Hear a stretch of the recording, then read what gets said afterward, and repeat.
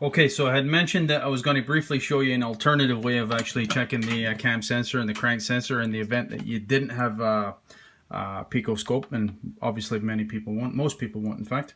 So in the manual it does detail that if you pull the connector from the back side of the crank sensor, it's located at the back side of the engine. Difficult position to access, so we're not going to actually do the test, but I can do a virtual test for you, and you'll see what I mean momentarily. So there's the connector, it's specifying pins 1 and 2, and you simply ring them out with your ohm meter.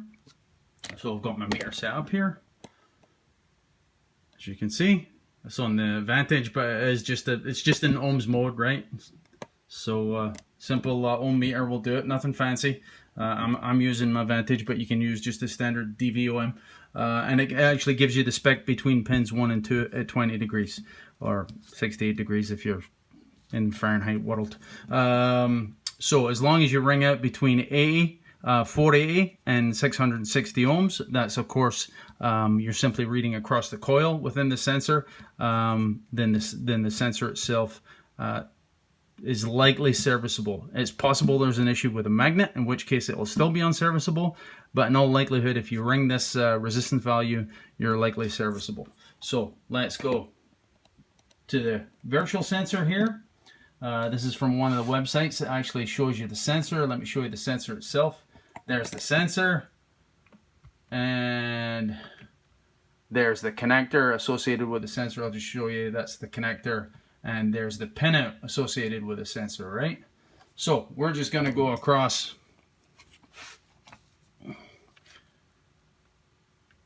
pins 1 and 2 as it's specified in the manual.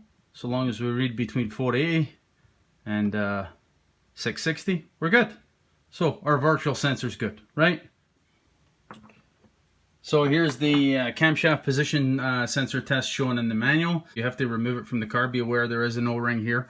So single bolt to remove it, and you actually need a 12-volt power supply. You can use the car battery itself, or any battery you have kicking around that's 12 volts will suffice, and you simply configure as per the drawing here, right? So positive to the left pin, the output from the center pin, and negative to the right pin. But importantly, you have to pass a magnetic substance, namely piece of steel, piece of iron, and in order to get the sensor to actually transition between values.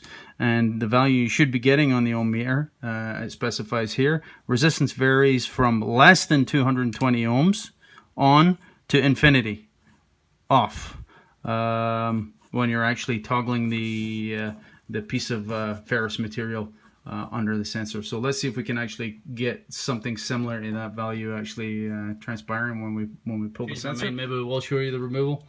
Single 10mm bolt. I've obviously slacked it with a wrench, and just a wee twist, and I'll actually pull right out. So there's the cam position sensor itself. And what I wanted to actually show you is, I thought it was worthwhile to show you on here, is the actual reluctor wheel. So you can see the notch there. And of course, as the camshafts are rotating, that notch will rotate past the end of the sensor. It toggles it between the high and the low mode, or 0 and 5 volts. That's how the Hall effect sensor is actually actuated, is that wheel right there. Now don't forget, I should have mentioned in the past, I've been chasing sensor issues when the timing belt was broken. So obviously if the actuation mechanisms, the reluctor wheels themselves, are not rotating, you're not going to get any transitions on the scope, and you'll think there's something wrong with maybe your setup or your sensors. But consider as a possibility that you don't have any rotation on the top side of the engine, although that wasn't the case with this engine. It was a wee Swift well back in the past, but it was weird because it sounded pretty normal. So just consider that possibility.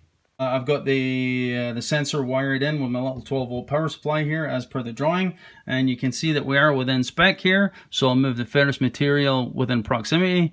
There it goes, open, and then back to 208, open, back to 208. So the sensor is operative, though that comes as no surprise because we've seen it on the scope. Okay, that's it, boys. Cheers. I hope that made some sense. Ciao.